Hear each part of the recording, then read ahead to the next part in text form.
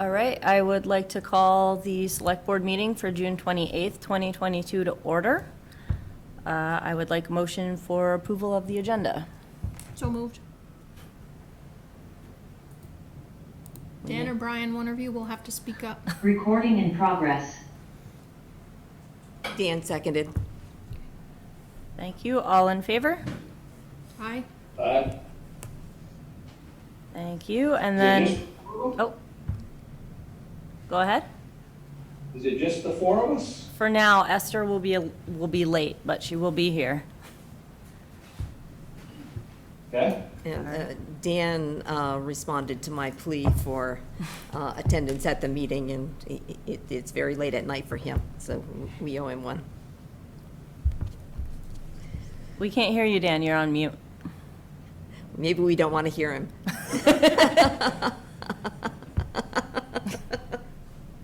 We still can't hear him. There, how's that? Yeah. Excellent. Can hear you. Okay, yes. I'm in Germany right now, so. We thank you for being here, and we all owe you a beverage of your choice when you get back. Yeah, it's just gonna be a long day, so we got some traveling today, due today to start getting home. Yeah. Well, thank you. You're welcome. Can we get a motion to approve the consent agenda? So moved. Second? Right? Any discussion on that? All in favor? Aye. Aye. Aye. Righty. And citizen comments. Is anyone here for something that is not on the written agenda? Yep, you want to come up? Is that happening now? Yep, come on up if you can. You're going to want to sit right there and speak into the mic. And if you could start with your name so we know who you are. And we ask you to keep things to about 2 minutes. And we won't solve anything in this moment, but it will be part of the record. Good evening, everybody. My name is Dan, year-long resident of Middlebury. I came to comment on the proposed Seminary Street extension as described by Summit Properties last evening at their community meeting. From my perspective, it seems like the community is wholly in support of this initiative, but do have some concerns, which I will summarize as 3 main ones that we want to consider. The first being the design of the proposed community. Summit Properties does not have a design in mind right now. However, they intend to borrow design cues from the surrounding neighborhoods to make sure that the new structures don't look out of place. Now, considering that the surrounding structures consist of mid-century ranch homes and condominiums built in the 80s, I think we should ask ourselves, do we really want this development to reflect the past? Or do we want to encourage the builders to imagine and create a design that reflects the future and the present as afforded by new technology for building? Secondly, there were some questions raised about energy efficiency. The builders never have created a carbon net zero community, nor do they envision this community to be any different. They do want to adhere to standards reflecting Efficiency Vermont's building standards, but do we want to consider raising our standards to even higher standards of efficiency? Thirdly, there's been a lot of concern about the eligibility regarding what the proposed mix of homes in the site to be. So they propose this as a mixed community, meaning some houses would be subsidized, but the others would be market value or market share. When pressed to describe what the proposed like proportion would be, they said basically they will try to apply for grants to see how much money they can get for the subsidized portion. They're hoping to get maybe 50% subsidized, which would leave 50% of the remaining dwellings to be market share, or basically available to the highest bidder. That 50% seems to be lacking in terms of reflecting the needs of the community. Another concern of mine is that the people in charge of applying for the federal and state grants is Summit Properties themselves. So I wonder if they have a financial incentive to not get the grants because they might get more money for selling those properties at market share. So I feel like we should do our due diligence to make sure they do not have an incentive to not get the full level of grants, and we should provide some oversight in that grant process. Thank you very much. Okay. Dan, could you just tell us your last name for the record? Last name Goslin. Awesome. Thank you. Is anyone else here for something that's not on the agenda? Any hands up, Kathleen? No hands up in the audience. Okay. Joe, I think you're up. So we have Joe McVeigh, President of the Ilsley Public Library Board, and Dana Hart, Library Director. Thank you. We are here to report to the Select Board on the progress of the Ilsley 100 project team. And Kathleen, if you could share those PowerPoint slides, that would be terrific. We've been working since the end of March, and we have a great team. We're delighted to have Jim Gish, who's part of that group, with us here today in joining us at the meeting. You can see the opening slide here. This is actually one of our field trips. This was a field trip to the new library in South Burlington. So just you'll recall that we were charged with looking at design options to fulfill the vision statement, coordinating the funding, and the community engagement. I think you know who's been appointed to this team. So far, we've had 8 meetings. They're all open to the public, and everyone is welcome to come. Our next meeting will be this Thursday at the 10 o'clock at the Sarah Partridge Library.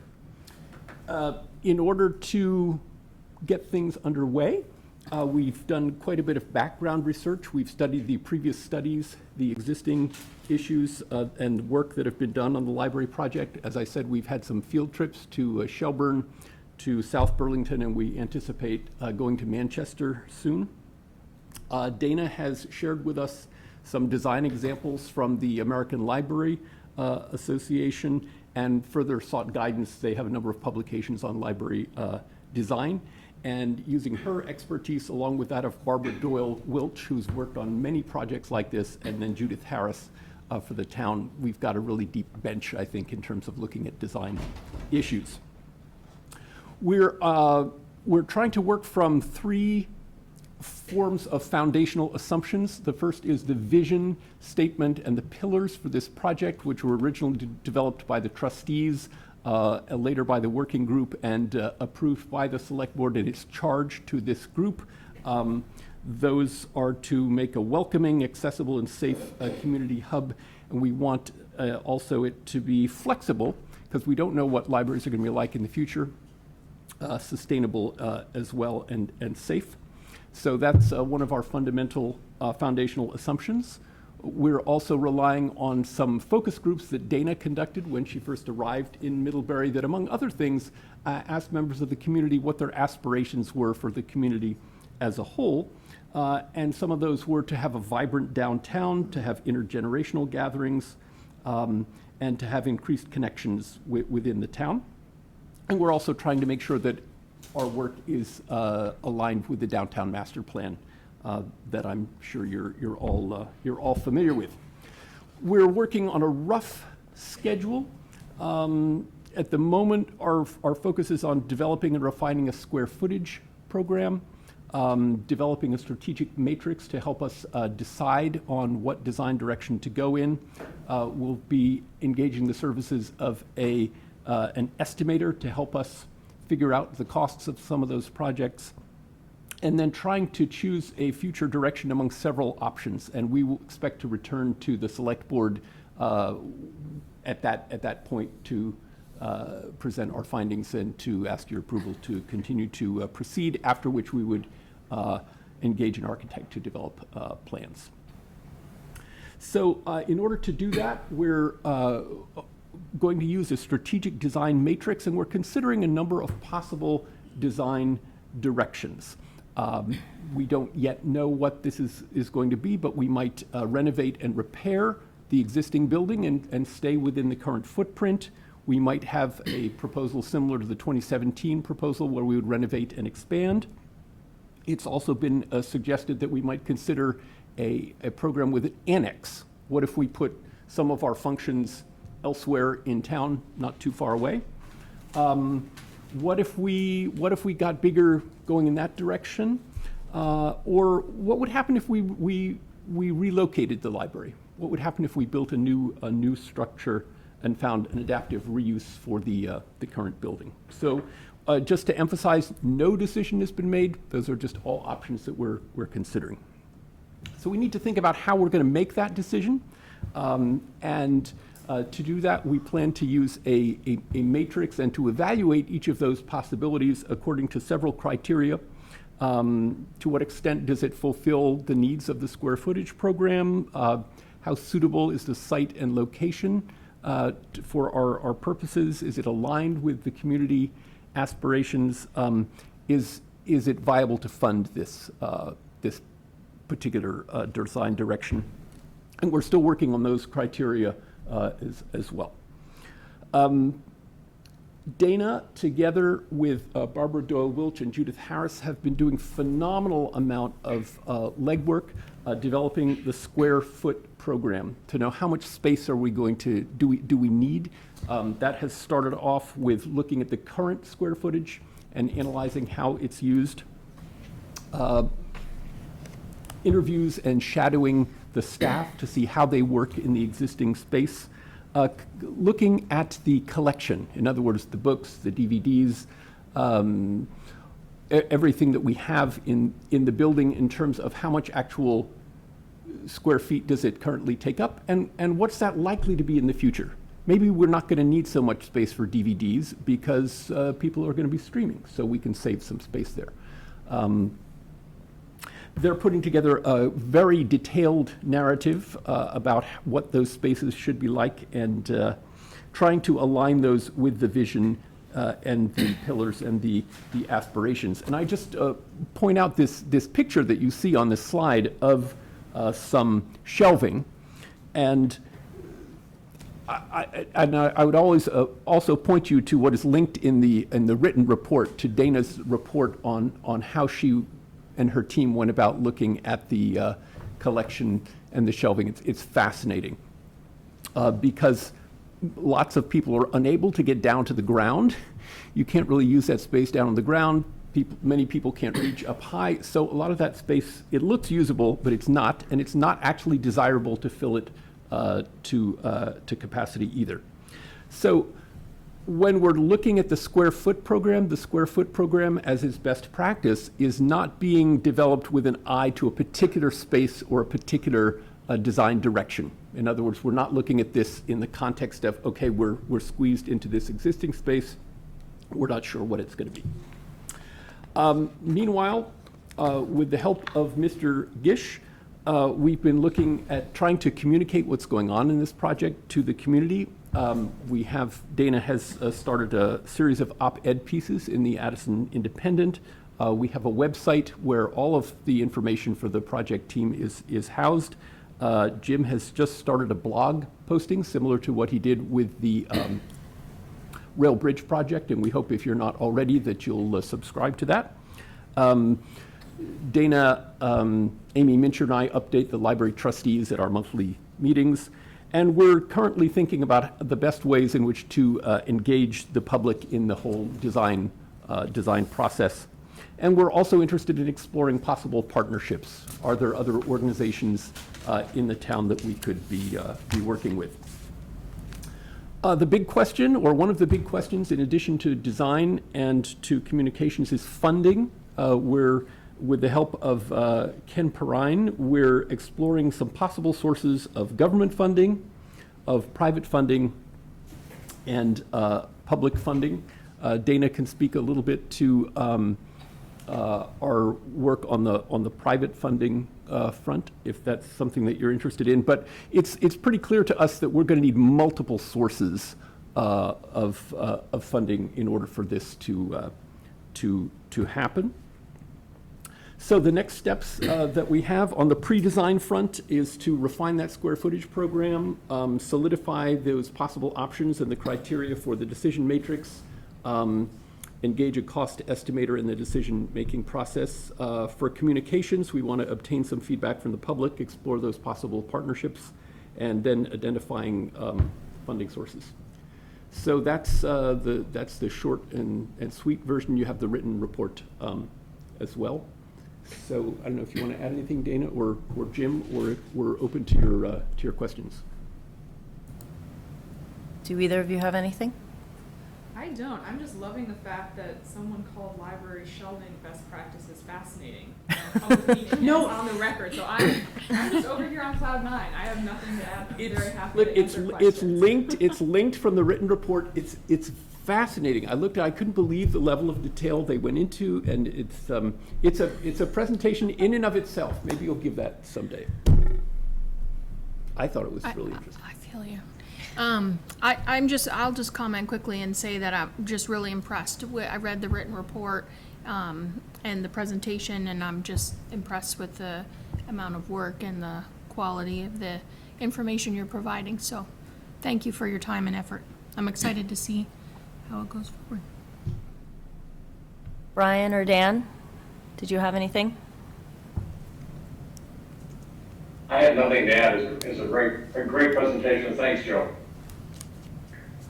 Dan and Farhad are the select board members as part of the project team. We waited till Dan was out of town before making the key decisions. I'll be around soon. Do we have any hands up in the audience? No hands up in the audience. Okay, I will just say before we move on, I'm also very, oh, we do have a hand. In the room, sorry, come on up. You can come over here if you want and jump on this mic and share. That way we can capture you in the recording. And go ahead and state your name. Good evening. I'm Richard Hopkins, live at 94 Meadow Glen Drive in Middlebury. I'm a big fan of the library. I'm a big supporter. I just want to bring to the Select Board's recent memory that 2 years ago, you adopted a goal of reducing the town's carbon dioxide production by 80% by the year 2030. And the Select Board at the time asked us to, asked the Energy Committee to try to flesh out how we would get there. And one of the key assumptions that we made in that pathway that we described is that whenever we needed to replace a fossil fuel boiler, we would replace it with an electric heat pump. And you didn't in your presentation address some of these logistical issues about how this building or any replacement building would be heated. And I'm just bringing up again that we need to move from fossil fuels to electricity. Thanks. Thank you. I will mention that one of the 6 pillars on which this project is built is sustainable, and I think it's very much understood by the project team that includes every type of sustainable, of which heating is one. Thank you. I'm glad to hear that. I would just say that sustainable can mean different things to different people. Yeah. And we're trying to be real specific that we need to not burn any more fossil fuels. That's the part of sustainability that we're interested in. There are other parts, I know that. Thank you. Thank you, Richard. Come on up, we have another comment. Just quickly while the other comment's coming, because I totally forget, but we have a design for the replacing the boiler with heat pumps, but the price was Yeah. and availability, right? Right. So we have plans. We could put plans out to bid to replace the library's current heat system with new cold climate HVAC system, heat pumps. But the estimated price, last time we checked, maybe 4 months ago was a little over $1 million, and we were going to have to relocate out of the building during that work. So we decided to try and do everything we could to solve the HVAC problem through this larger project. So there's some urgency, which is not a bad thing. Right. But we do have those plans, so if we had to move forward with that as a standalone project, the town's in a good position to do that, I guess. Thank you for the reminder, Dana. I appreciate it. I've forgotten about the relocation part. Yeah. Thank you. Hi, I'm Jonathan Miller. I just had a comment about if you have to go for bonding or anything, it'd be good to have, I haven't read your report yet, so maybe you've already done this, but what's the value of the library to the community? Well, how does it service the community? Because I think you need to sell that to the people who don't read in the area. Thank you. Thank you. Anyone else? I'll just draw people's attention to the fact that if you would like to read Jim Gish's amazing blog, and we all enjoyed his previous blog about the Rail Bridge project, but you can find the link on the library's webpage. You need to go to About Us and then scroll down to the bottom. Yeah, actually, if you go to the library's webpage, right on the main page across the top, there's a nice big red banner that says "Learn More" Is about there? the Ilsley 100 project, which I think will take you straight You're to distracting us. from You the are meeting. correct. straight to Jim's There blog. is a big red bar. So we encourage everyone to do that, and thanks to Jonathan for reminding us that really the library project is a community project. It's not just about a building, it's about what we do for the town, so. Yeah, and I would encourage anyone maybe listening at home to this meeting that is wondering what does the library do for me, to check out some of those op-eds I wrote at the Addison Independent.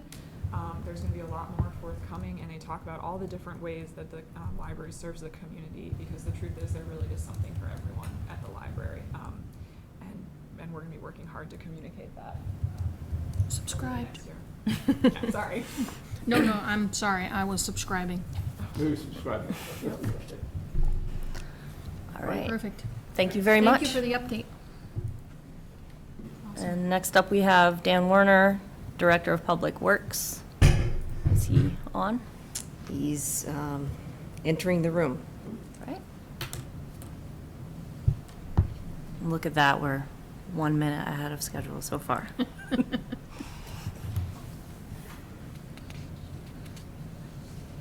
Okay. Hi, Dan. Hello. All right. That's up. Okay, water and sewer budgets, first thing. Kathleen, are you gonna put up the expanded budget, or do you just want me to go through? Why don't you go through major drivers? why don't you go through the presentation? I just have to share screen. Hold on.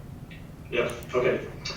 So, we're gonna talk about the water budget first, and the rates, and those motions for that, and then we'll do the wastewater. So, what's up on the screen is what we've been presenting to you for the last 2 years. It's the presentation for budgets and rates. And if Kathleen goes to the next page, you'll see some of the major drivers for the water budget. And so off to the left-hand side by the bullet there, it says the line numbers. Those are the lines that are in the full budget. I'll just run through some of those. So the drivers are $8,000 for a summer intern. Line 61 is equipment reserve. We're adding $20,650 in that line item. This is the first of probably 2 years set aside for sharing an excavator purchase in the future with highway and the sewer department. Hydrant maintenance is going to go up by $6,000. And along with the next one, maintenance of services for $5,900.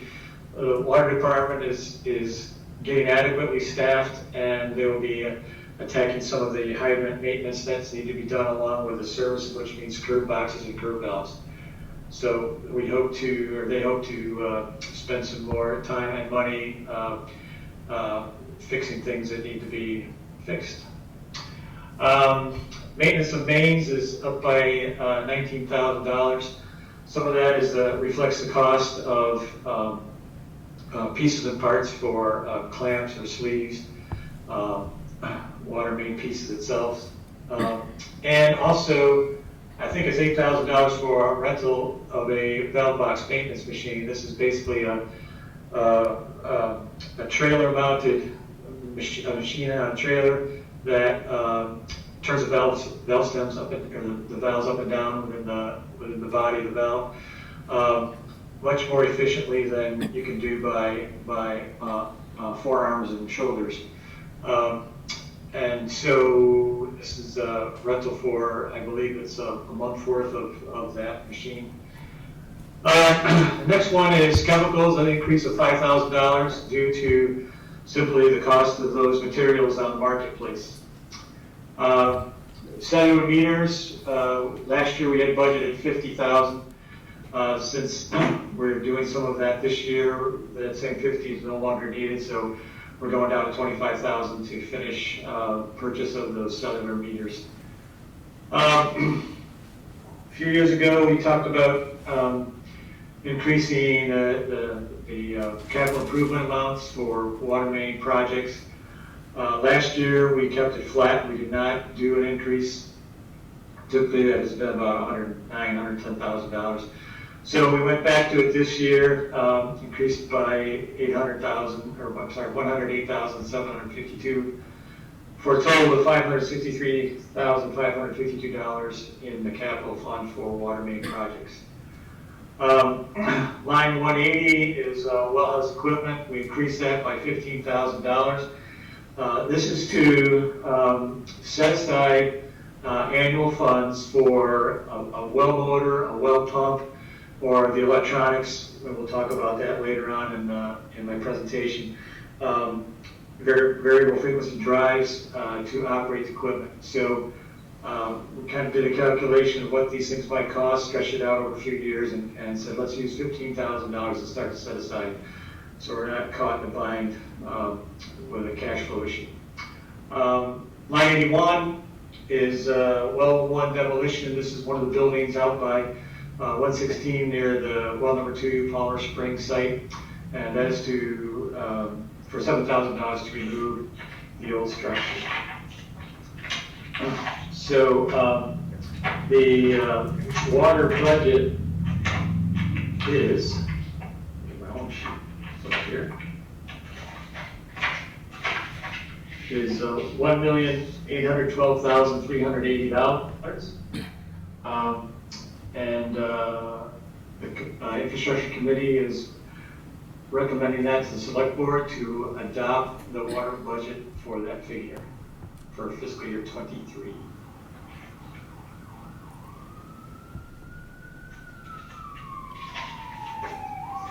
So would you like to go through the whole presentation and then tackle the motions on the water rate and the sewer rate together? Or would you like to take them as they come up? Do you want to see if anybody has any questions on the water budget first? Yep. If you're not careful, I'll run the meeting for you. No, it's fine. Does anyone have any questions at this point?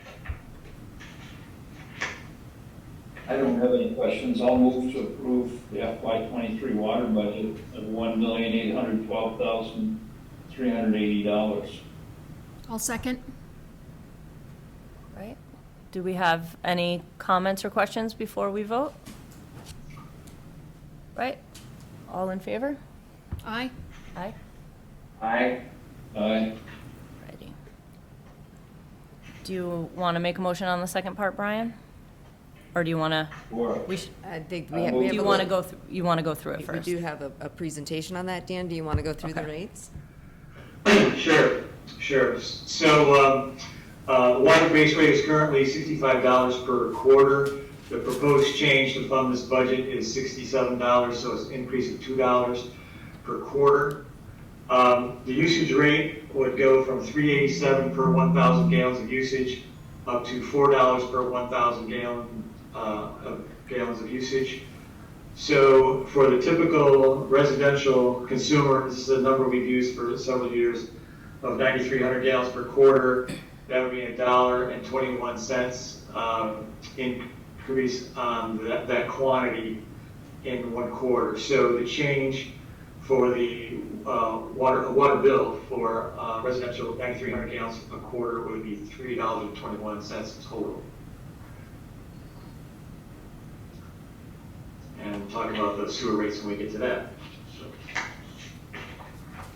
So that's what the rate recommendation is in that paragraph that you see in front of you. Any questions at that point from the board? No? Are we okay to make a motion on this portion? So I would just comment that this has been something that was looked at in about 20 years ago with a strategy to increase them gradually, and I see this as a continuation of that strategy. So I'd move to approve the FY23 water base rate of $57 per quarter for in-town users, and a base rate of $73 per quarter for out-of-town users, and a usage rate of $4 per 1,000 gallons for town users, and $4.27 per 1,000 gallons for out-of-town users. I'll second. Right, all in favor? Aye. Aye. Aye. Aye.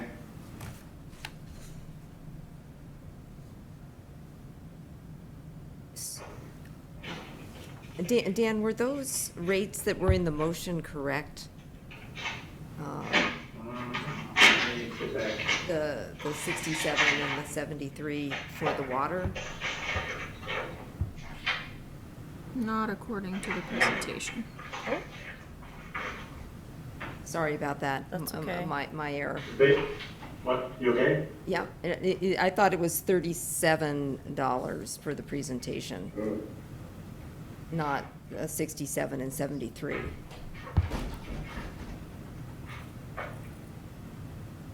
$67 for in-town and $73 for out-of-town. Okay, We went from 65 to 67. Yeah, the base rate went from 65 to 67. oh, okay, for sorry, my in-town. mistake, my mistake. No, no worries. Oh, I was looking at the 35s. Right, yeah, That's the usage, not the base. right. Okay, Yeah. thank you. Right, wastewater? Yeah, so wastewater, talk about major drivers there too. Temporary, I'm sorry,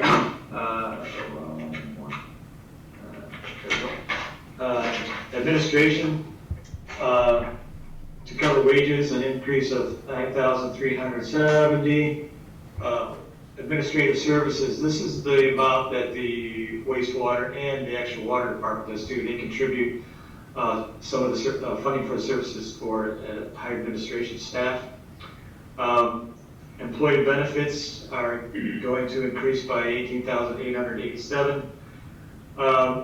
Treatment plant lines 90 through 99. These are there's 10 line items in there that are going to increase in total by $58,700. These are supplies for plant operation.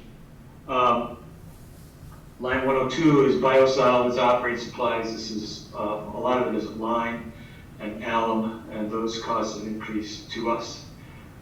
A decrease in the maintenance of mains, expected less repairs than we've had in the past. Line 131, cellular meters, this also reflects 50% share of purchasing cellular meter technology by the water and the wastewater department, so that's also going to decrease by $25,000. The big item here, a couple here, is the 1999 wastewater treatment plant bond is paid off, so that line item decreases by $409,165. I did a slight increase in capital improvements by $38,574, which really becomes kind of a balance with the numbers on the rates. But the other part of the big thing is the future capital improvements for the wastewater treatment plant.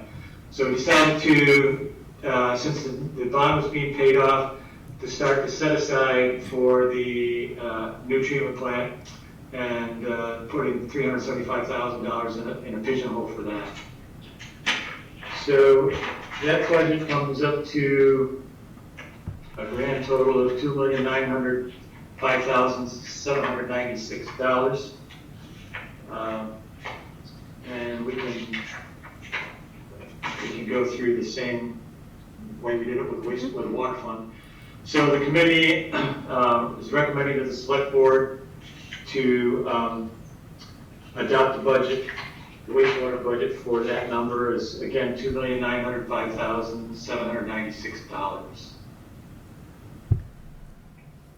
Do you want me to make a motion, or you want to see if there's questions? Are there any questions, or are we ready to make a motion?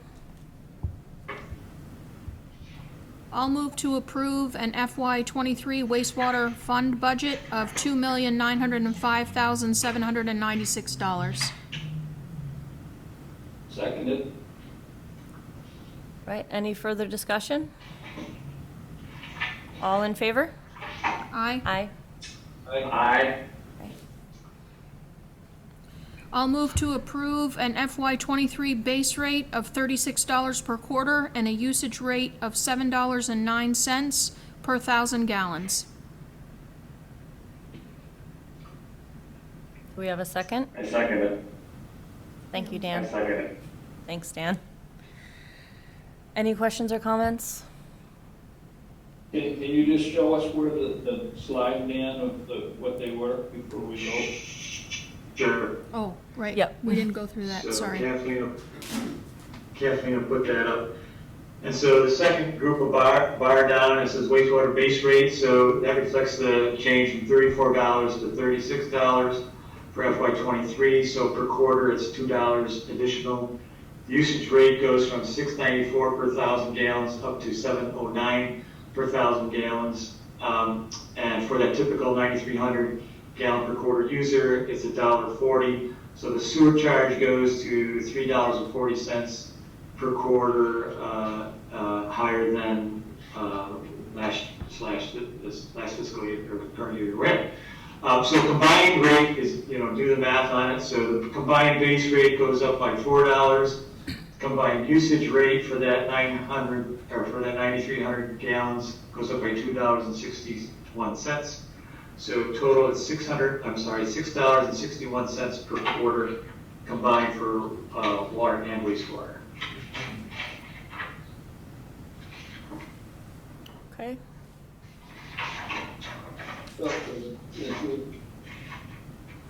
Is this keeping us at least status quo, Dan? It's like 3%, but a lot of our supplies are going up 8 and 10 and 20% and whatnot. Are we continue to have enough money to operate into the future? I believe so. Bob looked at his supplies.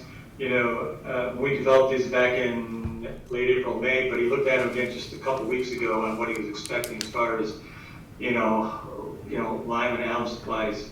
It's the best we can do for today, and probably with a little cush, but we'll see. Yeah. But you're right, 3% felt comfortable with it. All right, at this point, are we ready to vote on the motion? All in favor? Aye. Aye. Aye.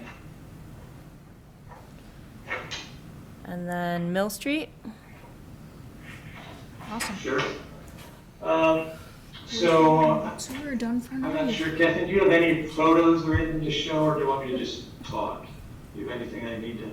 I have If you don't, that's- Mill Street pictures. Hold on, let me share. Hold on. So while she's doing that, this is the, Mill Street, Park Street, little triangle, rock wall, planted area, as you go down the hill. There's a sanitary sewer and a storm sewer that goes underneath that, and through that structure. I don't know if there's another picture, Kathleen. Yeah, that one coming up. So if you look at where you can see out in the distance near the corner, there's a little white piece on the pavement, white section. If you take your mouse and go down Park Street on your pointer, there's in front of the no parking sign.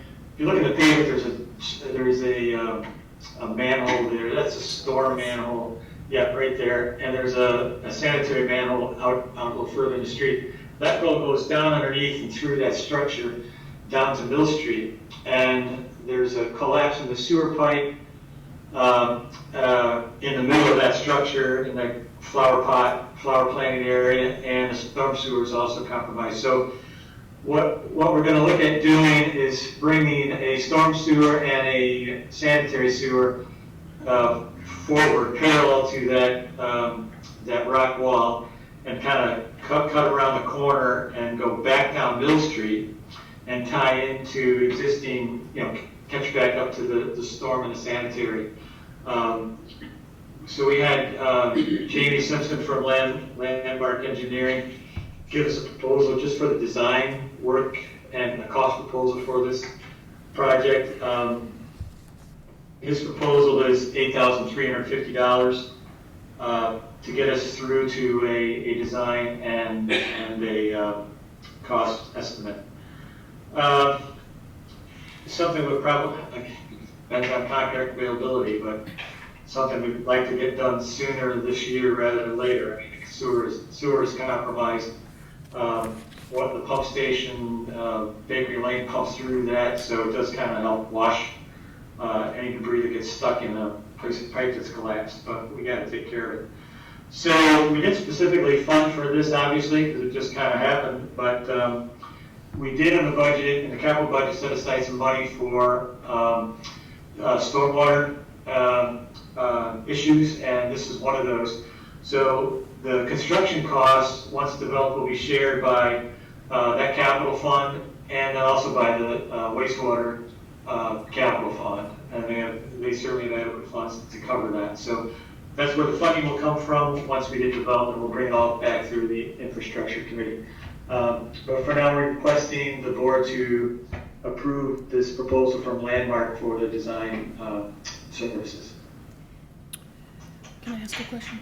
Yeah, go ahead. Dan, can you remind me, does this proposal from Landmark, does that include the bid evaluation? It doesn't include any construction services, right? Does it include the bid tabulation and review? I believe it does not. Okay. It's just through. Just Yeah, cost, yeah, just right cost here. estimate and Yeah. design? Okay. So there is also potential more design costs depending on where it comes in and all that, so, yeah, okay, thank you. You want me to make a motion? Yeah. I mean, it's design up to the bid process, basically. Yep, Up to the bid process. So we have a hand up by Chris Robbins. Okay, Chris, Kathleen will drop you into the discussion. Hello? Hi, Chris. Hi, Chris. Hi. I'm wondering if you looked at the downtown master plan, which was completed last year, and one of the things that has in it is a suggestion for Park Street stormwater, going down a series of terraces where that garden is now, and that master plan it has a lot of ideas for places around town, redevelopment and so forth, but it's not intended to be done all at once, but when something happens in one of those locations, that's the time to look at it. There's a picture on page 128 of the downtown master plan of this area, and I would hope they can design it according to that. Do you want me to comment, Dan? Well, yeah, I can comment on that. Okay. I appreciate the artistic design. However, there is a utility pole that services much of that part of the side of downtown in the middle of that structure. There's also, which we had a meeting with GMP months ago, probably a year ago, which would be extremely expensive to deal with that. And the water service and the fire service line for the mill building is also in that structure. So again, pretty expensive real estate to turn into some kind of a structure that's supposed to hold water. That stone wall sits on a concrete footing that's about 4 feet deep. If that was going to be some kind of a water holding structure, then you're basically going to have to make that thing a bathtub. And I'm not sure how you deal with utilities in the midst of all that. So I appreciate the concept, I just don't think it's something that's really viable. Can I? Yeah, and we also had Jen Murray coming in. Okay. I would just add, Chris, we did talk about this in the infrastructure committee meeting. It did come up. The first thing is what we're doing in this project is fixing a failure and not necessarily a redesign of the area right now. Like, we're trying to address failures right now. And the work that Dan is proposing, that Landmark design, would not prevent us from doing what's in the town plan at some future date if we had funds and whatever available. Right now, we're just trying to engineer what we need to do to fix a compromise in the system. And like Dan also mentioned, this was an unanticipated thing, so that there's really technically not set aside funds for it. So doing what's in the town plan would require a little more planning and a more funds set aside, which we don't have right now. Okay, well, I appreciate that it fix it soon. Maybe you can at least get the consultants to look at that plan so that they could think about anything they can do to make it more feasible in the future. Sure. Yeah, Kathleen, if I can add to what Heather said, thank you, Heather.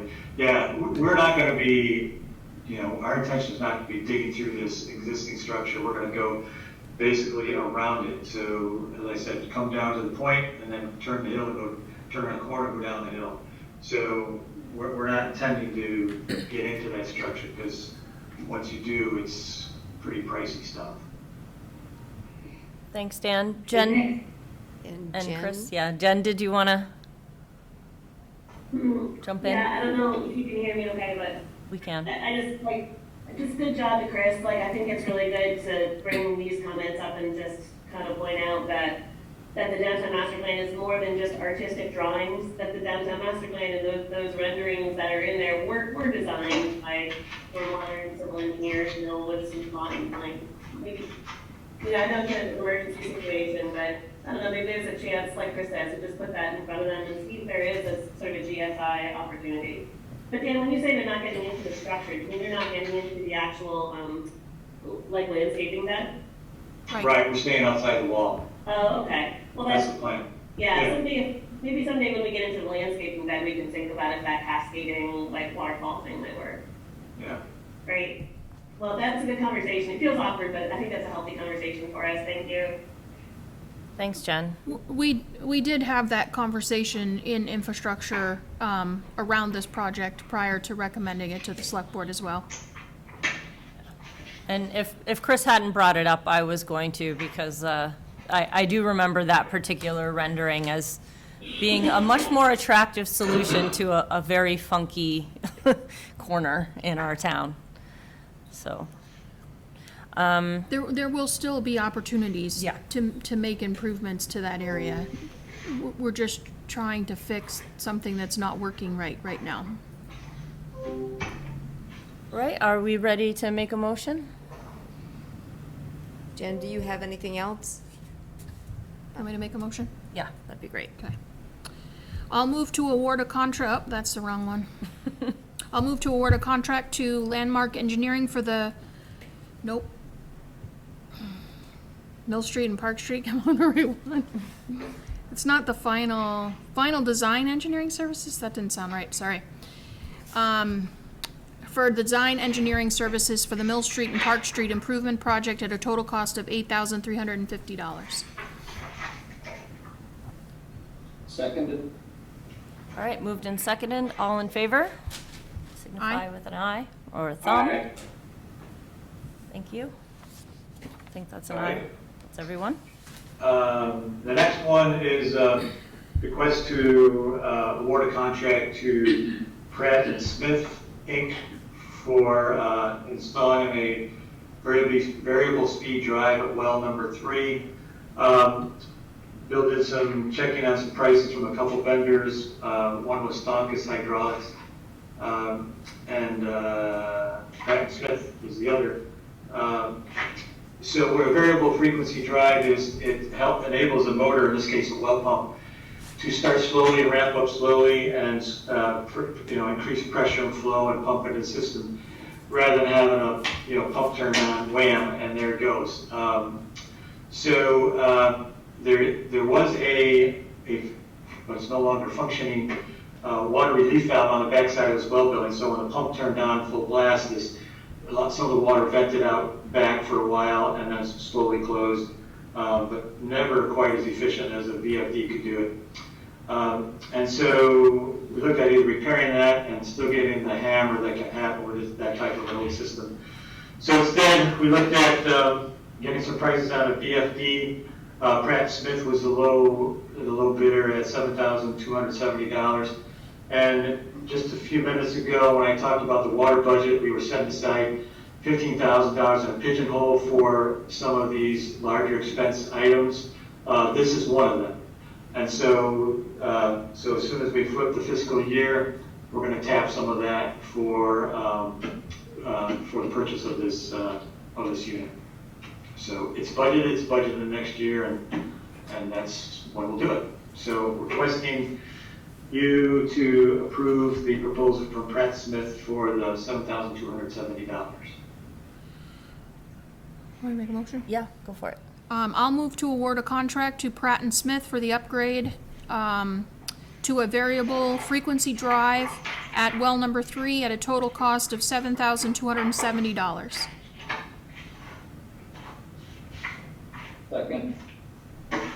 Thank you, Brian. Moved and seconded. All in favor, signify with a thumb or a yay.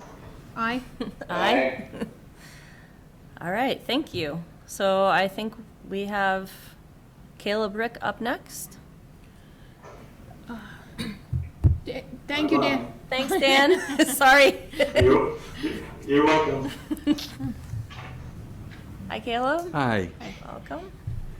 Thank you. Thank you very much to the Select Board and to the Planning Commission last week for giving me the opportunity to reintroduce myself and our objectives on very short notice.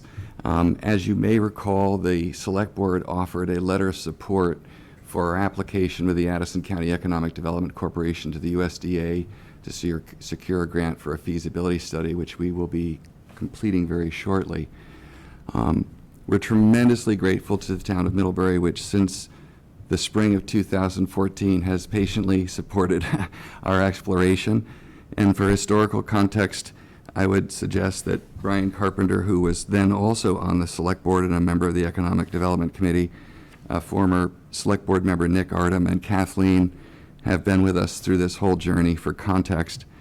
And Jim Douglas, who's somebody I've known since college, has been somebody who I've routinely consulted over the course of the journey. Thanks to early support and critical support from the town of Middlebury, it's really literally launched a global journey into the system of plastics. We originally came to Middlebury because of a recommendation from Vermont Railways, which recognized that there was rail-accessible parcels here in town, large enough to accommodate our storage needs for plastic feedstock that we might bring in from across Canada and the U.S. As we looked more deeply at Middlebury, we had what I would describe as the wow factor, and recognizing that there was a whole lot more here than property and rail accessibility. And thanks to deep support from members of the town staff, members of the community, the college, and others, we were able to launch our business and again pursue this broader journey. As we conclude our USDA study, we are now faced with some additional urgency. Thanks to the study and reflection over years of review, we now have a clearer sense of what we'd like to be able to do here in Middlebury in terms of our needs, as well as what we see as the market opportunities are to finance it. In late February, we learned that we're being offered an entirely new business proposal for the business, which would enable us to have complete ownership for all of US and Canada and for very attractive terms, thus changing what we thought would be a more gradual staging of our business. Secondly, the rapid evolution in the financial markets of carbon offsets and plastic credits, which effectively are financial market instruments to incentivize climate positive behavior in terms of industry, and in the case of plastics, better stewardship. We recognized, created tremendous financing opportunities for us to finance our prospective project here in Middlebury. Because of the way in which carbon offsets and plastic credits are valued in the marketplace, it's not just the mere calculation of how many you've created. There's great variation in the value of the credits tied back to that which surrounds the underlying process. So for example, if we create employment where there hasn't been previously, that's good. If we work with folks who have challenges as our workforce, that's even better. If we provide them with housing, daycare, food security, we work on increasing the value of the natural habitat and the space, public access, public transportation. Now what we've done is created a fully sustainable model for global visitors who come to Middlebury, in a sense, to look at the totality of what we're doing. What it affords us in practical terms is the ability to secure highly attractive financing to invest in the public infrastructure that otherwise might not make sense, if I could say it that way. But in our case, because of several years of looking at Addison County, and I'm a Vermonter, live in central Vermont, recognizing that the unemployment rate here is historically low, recognizing that there is already significant demand for low and unskilled workers from other employers in the community, the college, the hospital, restaurants, hotels, what have you. We recognize that if all we did was coming to town to say, hey, we've got a bunch of jobs to create, we in a sense would create a problem at the macro level in terms of the local employment situation. So with intentionality, our focus is on working with marginalized groups, thinking about folks who have challenges returning to the workplace, who need that extra bit of help, folks recovering from substance or domestic abuse, former prisoners, refugees, veterans and others who are facing mental or physical challenges. Those are in fact the constituency groups that we want to work with. We see tremendous business promise, to be clear, in making that commitment, but what it also means is we have to think about the totality of the infrastructure that we provide to enable that workforce to succeed. So we no longer have the luxury of coming to Middlebury saying, hey, we've got a plan, we want to create a bunch of jobs. We also have to say, we need a plan for housing, we need a plan for 24/7 daycare, we need accessible food security, we need greater public transit access, and yes, we need a way to get downtown from the area in Middlebury where we'd like to be, because a good percentage of our work population won't have driver's licenses. So it's against the totality of those needs, admittedly very complex, and the fact that it impacts many of our neighbors, we think beneficially, that we're not here to say, hey, will you approve this? To be clear, we expect and want to go through a robust review process, because as an environmental company, that in fact strengthens our position to the extent that we can not only meet, but more importantly, exceed any compliance or regulatory or planning objectives, further strengthens our population, not just, our position rather, not just here, but to the audiences that we hope will come and visit. But we are at a critical stage where we're ready and urgently in need of going to the capital market to begin raising capital, to hire the local engineers, to hire the architects, to work with the others locally that we need to put that formal plan together. And as I hope you can understand and appreciate, what we need is at least some indication that you don't want to throw us out of town and that potentially that you are continuing to explore our exploration of headquartering our facility here. So in a nutshell, that's what I'm specifically here to ask for. I'm hoping that I have an opportunity to meet with members of the board individually over time. I'm sure there's a wide host of questions that you may have. We did create a basic website with some background information, and there's lots more behind that. But anyway, I hope that's a helpful starting point for why I'm here. Thank you. That's great, Caleb. Thank you. Does anyone on the board have any questions for Caleb?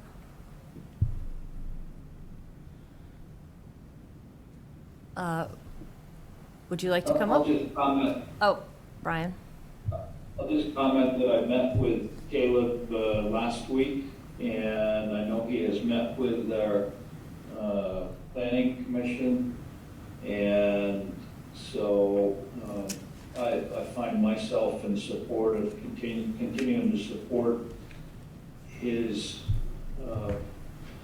quest to bring this to fruition. So that's where I'm at on it. Thanks, Brian. Would you like to come up with your comment?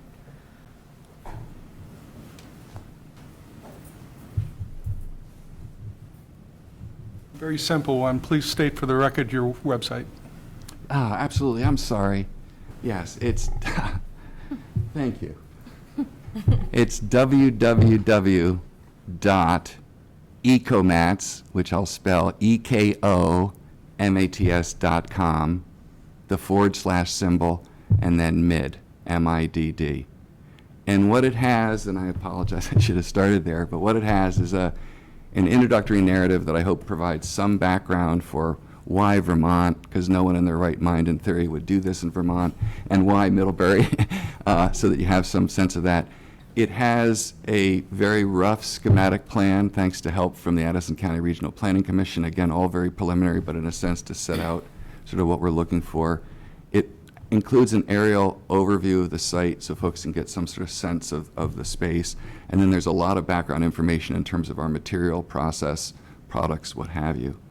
Because I anticipate that there'll be as many questions about plastics specifically, apart from the business, I want to be really cognizant of making ourselves available to answer what might be a whole host of questions about what does it mean, what does it look like, what impact might that have, even if we otherwise think the plan is a good one. So. Thank you. I did have a chance to look at the site, and for the record, there are some links on there to YouTube videos that show the product and some ways they can be used, and it was really interesting after hearing it described over the years. I didn't really have a concept of what it would look like. Are we ready for a motion? Sure. Want me to make a motion? That'd be great. I move to sign the letter of support for the Eco Global Middlebury project. I'll second it. Thank you. Moved and seconded. All in favor? Aye. Aye. Aye. Aye. All right. Thank you very much. Thank you very much, Really Caleb. grateful. Thanks, Caleb. I'll have to check on the All website. right. I didn't think to do it. And we have some, I grab it. Next we have appointment to the vacancy for the DRB.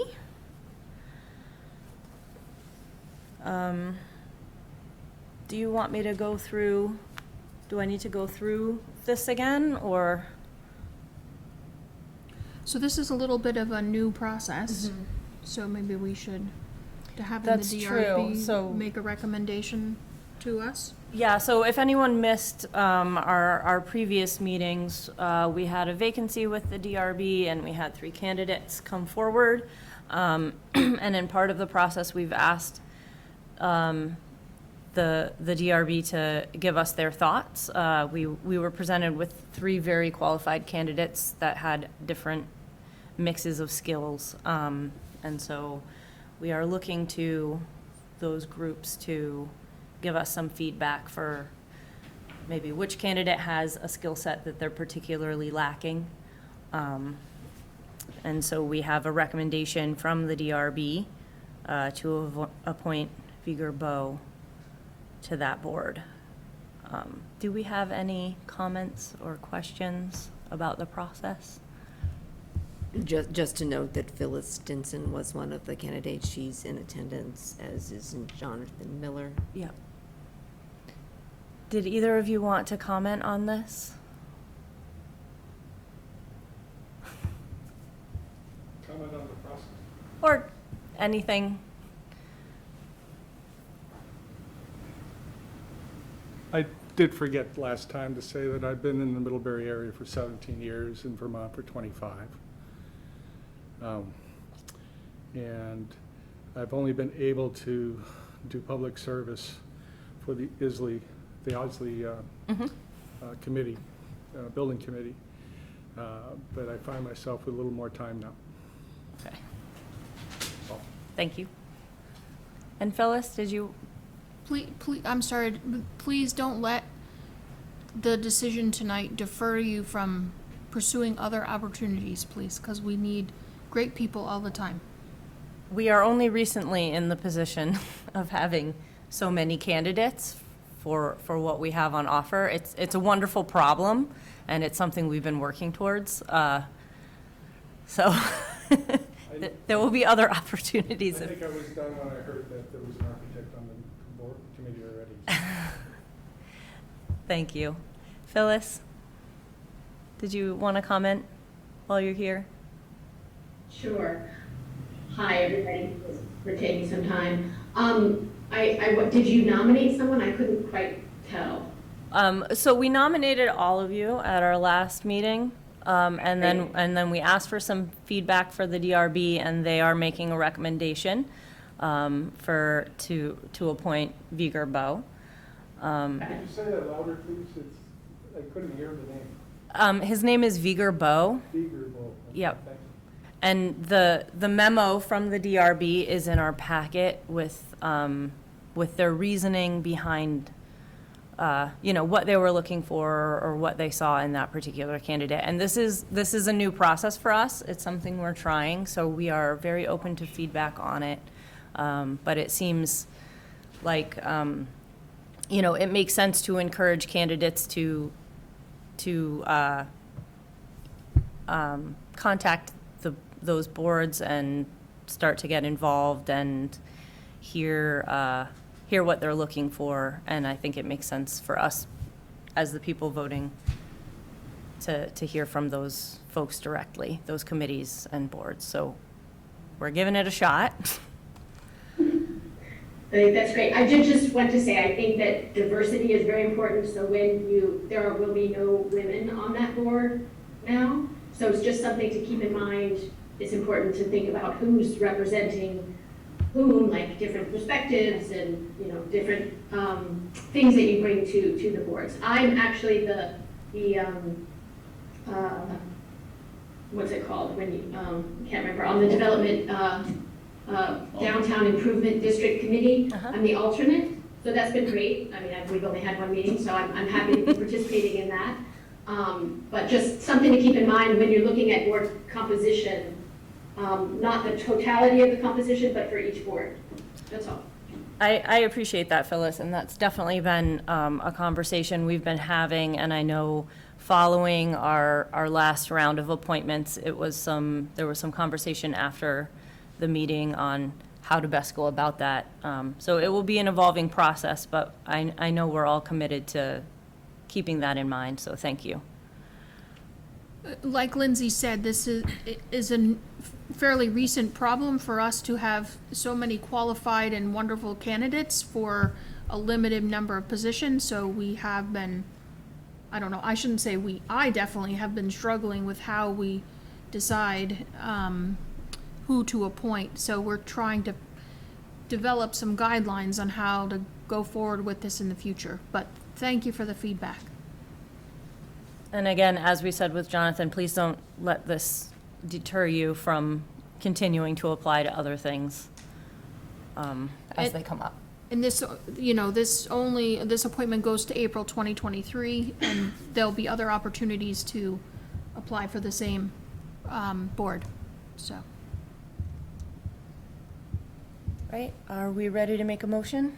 Or does anyone on the board have any comments about the process? How are we feeling about it at this point?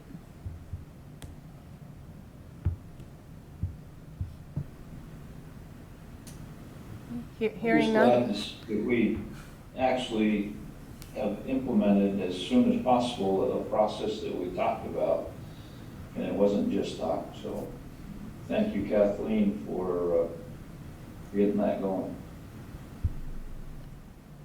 All right, Heather, would you be willing to make a motion Sure. again? I'll move to appoint Viger Bow to the vacancy on the Development Review Board set to expire in April 2023. Second.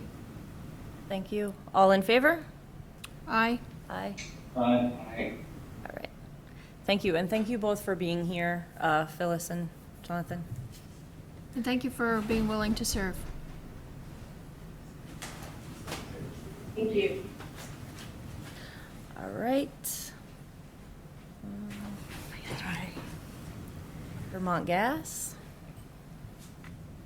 Kathleen, are you doing this, or? David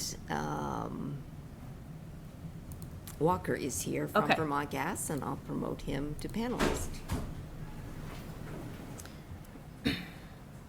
So Vermont Gas is here looking for an easement to install a distribution line to service at 3 Mill Street.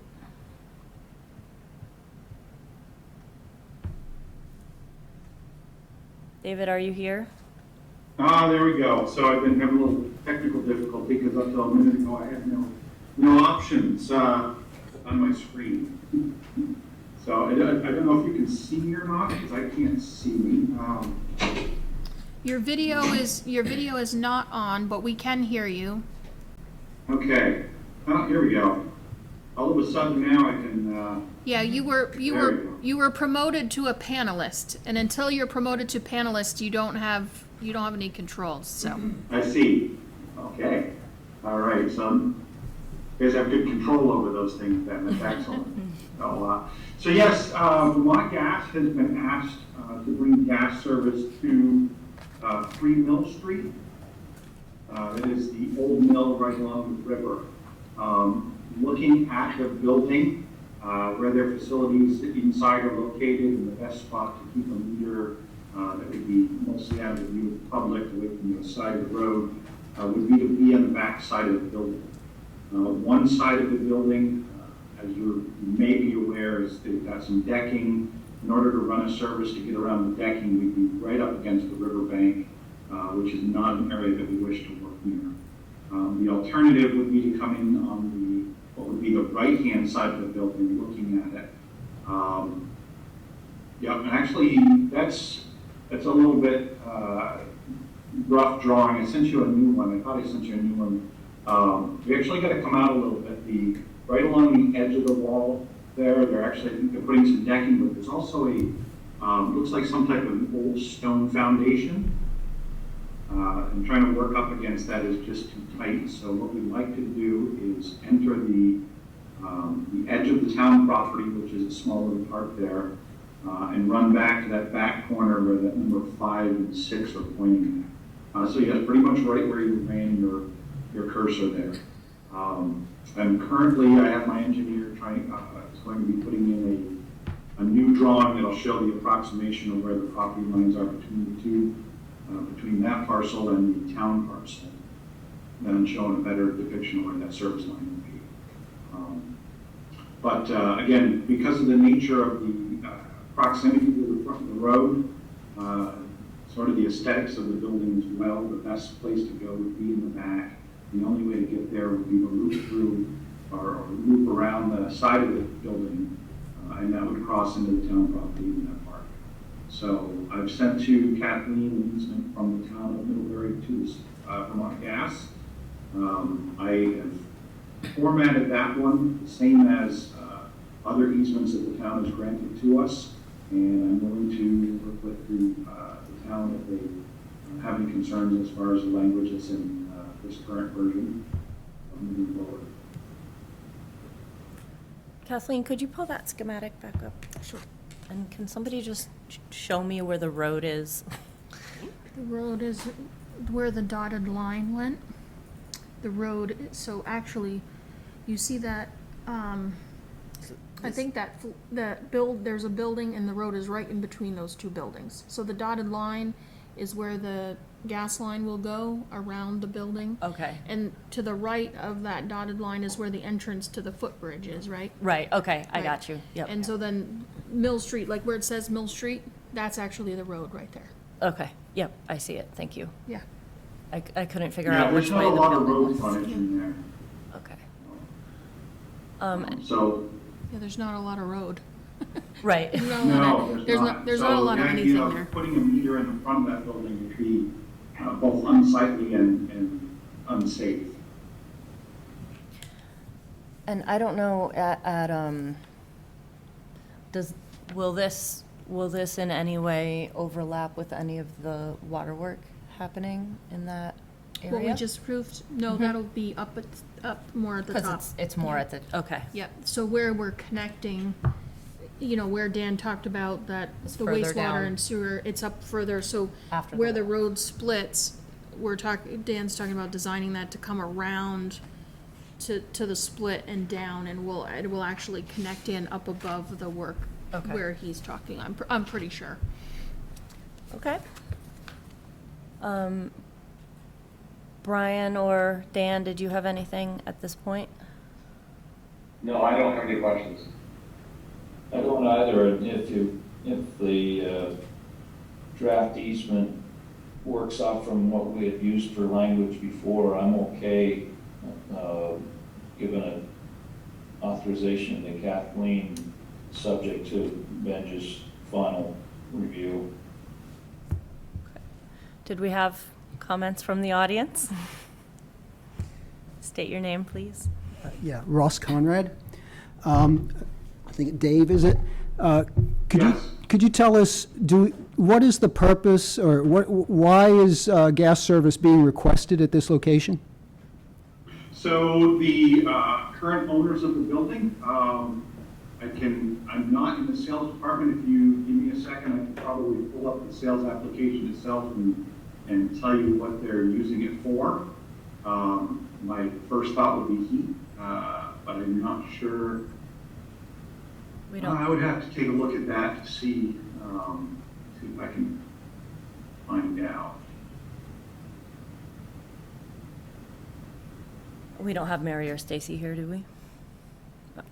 What's that? I was asking Kathleen if the owners were in the audience, but they are not.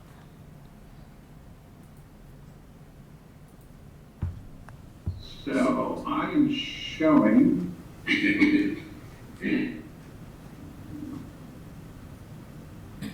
Looks like they've got a. Let's see, equipment listed, but looking at the BTU load of 600,000, my first thought would be that is for a heat load in there. Okay, so do you know, or does anybody know if the owners have considered and looked at heat pumps rather than That I do gas? not know. Okay, so as a board, you guys have made a lot of good progress in town, moving us away from fossil fuels, getting us on board with net metering solar, increasing the efficiency of buildings, moving vehicles to more electric or hybrids. When we approve fossil fuel infrastructure, we take a big step backwards in those efforts. That is part of the goals of the town, the goals of the state. I would like to suggest, the best time to have stopped building fossil fuels infrastructure was 10 years ago. Second best time is today. It's kind of like planting trees, right? So I'd like to ask you to consider not approving this request and asking instead the owner to come to you with evidence that if they want gas, there's no viable non-fossil fuel alternative. It seems like heat pump technology has really improved drastically, quite dramatically in recent years, and it's possible that will solve the owner's issues for heat, if that in fact is what is going on and what the gas is for. And so it would be really good if, as a board, any time we want to install new fossil fuel infrastructure, we make sure that all the other options have been looked at and been deemed unsatisfactory before we move ahead. Because, as you well know, we have a long emergency that we're in a crisis situation facing. And if you're not going to stop building fossil fuels now, at what point do you? You know, the International Panel on Climate Change said we've got like less than 8 years to get it together to drastically reduce our use. And to put in new infrastructure, at best, that gets ripped out in less than 8 years, is probably not a good use of our resources and energy and time. So I know you guys know all about the issues. All I'm asking you to do is vote based on your knowledge, not just rubber stamping because this is what you've always done for Vermont Gas in the past. Thank you. Thank you, Ross. Come on up.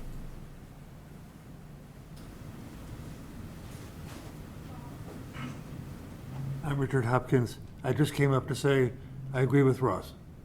Thank you, Richard. Does anyone on the board have any comments? Welcome, Esther. Thank you for being here. Kathleen, do we have? So I feel, I understand what Ross is saying, but I feel a little uncomfortable in saying to a property owner that they have to. So perhaps we could get the ball rolling with the 1061 notice. Okay. And do some contacting with Mary as the property owners, and Maybe they have done some Yeah, research and yeah, we can get some additional information. and so then you would, and then just hold off on authorizing me to sign the deed of easement until we get that research, but the 1061 notice would be going on, so we wouldn't, that needs to happen anyway. Okay. Dan, you have your hand up? Yeah, I just have a question. The only thing what we're approving as a select board here tonight is approving an easement for this gas line to go under town property, correct? Yes. That is correct. Oh, okay, and I agree with the guys what they say. However, we as a select board don't have any ability to, under anything that I know, to tell a property owner what type of heat source they can use on their property. Natural gas is prevalent in the community. It's obviously some improvement.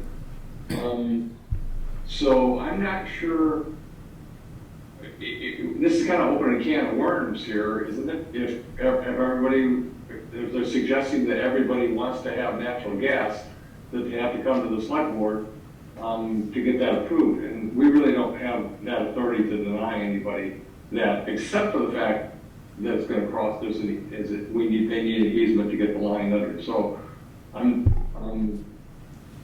not disagreeing that we don't do something different right now, but I think it's I think we're in an area that we might not have any authority over. Thank you, Dan. I think Ross would like to speak again. Yeah, Dan, I'm not suggesting the board prescribe anything to property owners. I'm just requesting that the board ask that property owners simply provide some information to the board to help you make a decision when you have to approve a right-of-way, because that's all that's what you control. And you can either say, yes, you can use the right-of-way, or no, you can't use the right-of-way. And I think just requesting information like you do from your departments, that they've looked at all the options and found this to be the most viable option, which is, that I think is a reasonable approach. Okay, I don't see it being an unreasonable approach, but how many other times have we granted this and for other properties in town, and why would this one be a different approach for them than any other property? I'm just looking at fairness. Yeah, you're right. I probably should have been bringing this up from the very beginning on the very first, actually I did, at the very first time Vermont Gas asked for a right-of-way, I came to you and let you know I thought it was a bad idea. I've sat back as we keep moving steps backwards for all the efforts we make to move forwards on the climate issue, And I'm finally tired of seeing Vermont Gas basically undoing a lot of good work that people are doing in this town by making the hole we're in deeper every time they want to extend fossil fuel infrastructure. You know, methane is so many times more potent a greenhouse gas, and it's a big issue because there's quite a bit of leakage, not only in the manufacture and fracking and the transportation, even in Vermont Gas's basic maintenance of their lines. They release little bits of gas here and there, and then of course when people use their stoves. You know, there's always a couple seconds before that stove lights, for example, on a cook stove, or if a pilot light goes out, there's leaks. It's a constant kind of a energy nosebleed, if you will, where we're just, I think we can be doing better. And like I said, the board has had this policy and intention to move away from fossil fuels and be more efficient. And so I'm just wondering why you're not applying the same kind of policies and intentions to something like a right-of-way that Vermont Gas is requesting. Okay, playing devil's advocate, I would only say, and I agree with you, I'd only say that converting from oil to gas is maybe a $7,000 or $8,000 project. Converting to a heat pump could be a $70,000 or $80,000 project. So your choice, stay on oil or get natural gas, or help them find money to do the conversion. Yeah, well, I don't know what the situation for the owner is, and since we don't know what they've looked at, what they've considered, which I think is basic information that I'm simply suggesting that the board requests before making such a decision, then you would have all the answers you're throwing out in the questions. Thanks, Ross. I'd like to propose we move forward. If the board is comfortable voting on the 1061, I'm wondering if we held off on the deed of easement, is that going to alter the timeline for their project? Kathleen, do you know? The easement can't be signed till after the 30-day Right. notice period. Right. So I don't think it should affect. So we would be able to meet again before. So if the board is comfortable with that? I do think we could request some information from the property owners. I don't think they would be required, or I don't think we should make them feel like they're required to provide us any information. So if we don't receive anything, I'm just, I don't disagree with anything you're saying, Russ, but at the same time, I feel like we're getting a little, I'm just a little uncomfortable with dealing with a private property and, because we're also trying, anyway, I'll stop there. If we're gonna change our process and request that property owners or property owners of a certain size at least get what I assume would be a free consultation for heat pump installation before they come to us for an easement, I think, we need to have that on the table before we single out this particular building, because we know this has happened before and it will happen again. But obviously, I agree with you that this is, switching to natural gas is not going to, is going to keep digging us into a bigger hole. It's not making things better, though it is obviously the economical choice for a lot of people at this point. So, Hey, Lindsay, I just have a couple of comments too. I agree with a lot of the comments that are made, and I agree with Rob. We need to certainly work on our energy solutions. I think we're blind if we think that it's all solved by electric energy right now, because it's not so pure as we would like to make it.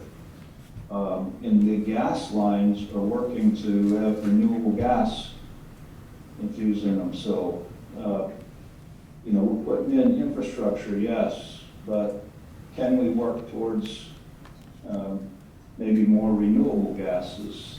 That's what we're doing with the Goodrich project. So I'm not feeling like we should hold one landlord hostage to this discussion. I think it's a greater discussion. It's something we should have.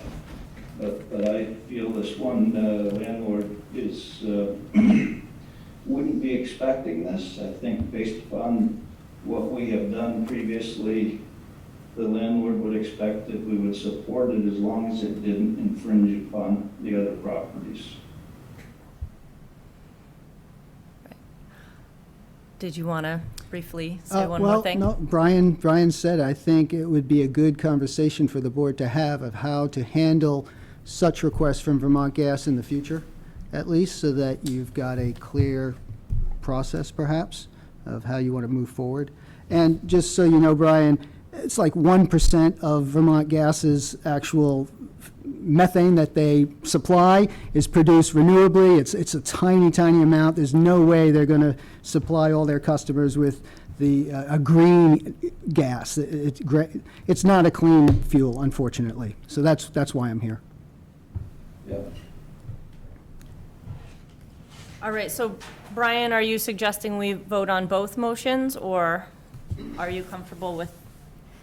My personal opinion, yes, we would have to be unanimous here to be, because it's a quorum, so Do you that's all want we've got. to make some motions then? Sure, I'm fine with that. I move to authorize Town Manager Kathleen Ramsey to work with council to draft the required 24 VSA and 1061 notice for the conveyance of an easement located on town-owned land to Vermont Gas Systems for installation of gas service at 3 Mill Street. I'll second. Moved and seconded, all in favor, signify with. Aye. Aye. All right. Do you want to make a second motion? Sure. Pending the completion of attorney review and the expiration of the required 30-day comment period specified under section 1061, I further authorize Kathleen Ramsey to sign the deed of easement. We have a second? I second. I second. Thank you, Dan. All in favor, signify with an eye or a wave, a thumb. Aye. Aye, with the addendum that we will continue this conversation. All right, check warrants. Thanks for being here, Dave. Well, thank you for having me. Thank you. Good evening. I move to approve total expenditures in the amount of $440,000. $440,000, yes. $57.47, consisting of $320,001.59 for accounts payable and $120,055.88 for payroll for the period of June 15th, 2022 through June 28th, 2022. Second. Moved and seconded. All in favor? Aye. Aye. Aye. Great. Board member concerns. Esther, we'll start with you. Nothing for you? Heather? Nothing? I'm good. Dan, do you have anything for us from Germany other than you would like to go to bed? Nothing, thank you. Brian? Dan, you don't sound good. Hope you have a good trip back. Oh, thanks. Little story behind that. Yes, thanks. Right, I had two things that I was going to bring up briefly before we move into executive session. One is that we had our first Pride here in Middlebury. We had, I'm guesstimating about 75 people show up, and we've received dozens of enthusiastic responses. So hopefully that will be something we can host again next year. I also just want to acknowledge that between our last select board meeting and this one, 50% of people in our country lost their right to bodily autonomy. And so I didn't want to let this move forward without at least acknowledging that we've had a significant change in rights for half the population. And with that, I'm wondering if anybody would like to move us into executive session. Want me to do it? I'll do it. Yep, thank you. In accordance with Vermont's open meeting law requirements, I move that the board find that premature general knowledge of the consideration of real estate matters and contracts would clearly place the select board at a substantial disadvantage, because the select board risks disclosing its litigation strategy if it discusses the real estate matters and contracts in public. Anyone want to second that? Esther, thank you. Oh, all in favor? Aye. Aye. Aye. I further move that the board enter into executive session to discuss real estate matters and contracts under the provisions of Title I, Section 313A1 of the Vermont statutes. Esther seconding us. Thank you, Esther. All in favor? Aye. Aye. Aye. All right. And are we still recording, or? Yes. It'll take a little while for everybody to